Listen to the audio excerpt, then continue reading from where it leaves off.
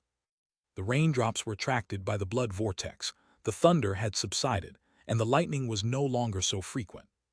Standing in the outer area of what appeared to be a crater caused by a meteorite, Bai Zemin looked up into the sky and watched as slowly but surely the thick black clouds began to disperse one after another.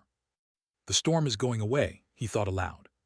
His voice sounded extremely lonely, and standing surrounded by thousands of vicious-appearing creatures looking at him in fear and anger, Bai Zemin's back somehow felt extremely small. Without waiting for anyone to approach him, Bai Zemin slowly moved forward. His feet moved slowly and carried him deeper and deeper into the crater that his own attack had caused. A few moments later, his head disappeared from the surface and his body was no longer visible. Bai Zemin did not hurry, he simply advanced steadily.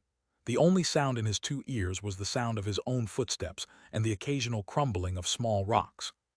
Approximately 10 minutes later, he finally reached the deepest area. There, the flesh fragments of an unrecognizable beast as well as tiny shards of what appeared to be some sort of brown metal entered his line of sight. They were obviously the remains of the first-order earthworm. The beast, despite being hidden several meters underground, failed to survive the impact of a weapon whose weight hovered around 1 ton powered by the combined strength of over 70 men in excellent condition before the apocalypse, and propelled by a direct increase of 15 times the Earth's gravity. Bai Zemin raised his head and looked up at the sky.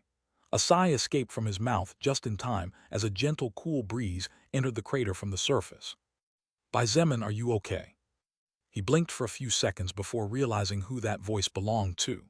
Because of the echo, he didn't recognize it right away, but it didn't take him long to identify it.